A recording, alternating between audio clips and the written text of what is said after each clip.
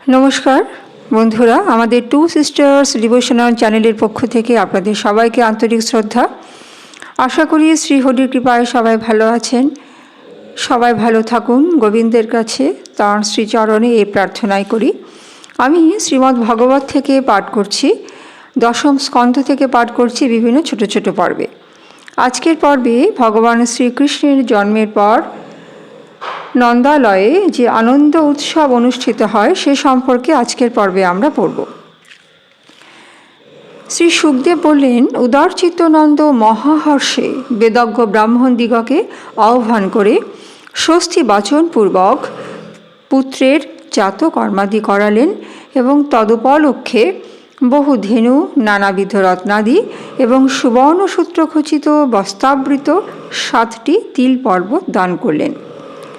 জীবাত্মা পবিত্র হয় পরমাত্মা স্বরূপ জ্ঞানে, তপস্যায়, যজ্ঞে, দানে ও সন্তোষে।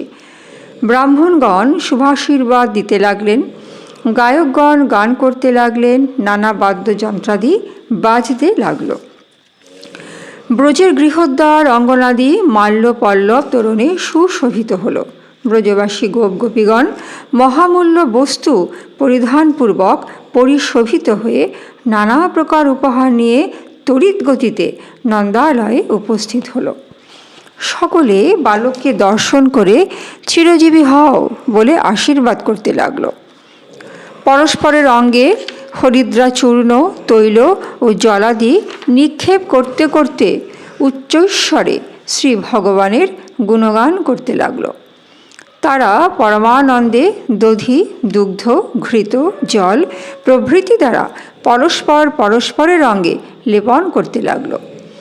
উদারচিত্ত নন্দ এই গোপ গোপীগণকে সকলকে বস্ত্র, অলঙ্কার, গো, সুবর্ণ প্রভৃতি দান করে আনন্দিত করতে লাগলেন। নন্দ নিজ পুত্রের মঙ্গল কামনায় যার যেমন কামনা অনুযায়ী দান করে তাদের সম্মানিত করতে লাগলেন। নন্দালয় শ্রীকৃষ্ণের জন্মভূমি বিহার ক্ষেত্র হয়ে উঠল।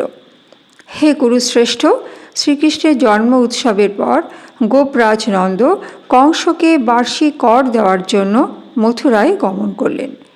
সেখানে বসুদেবের সহিত সাক্ষাৎ করে নন্দ পরমানন্দ লাভ করলেন এবং বসুদেবকে আলিঙ্গন করলেন।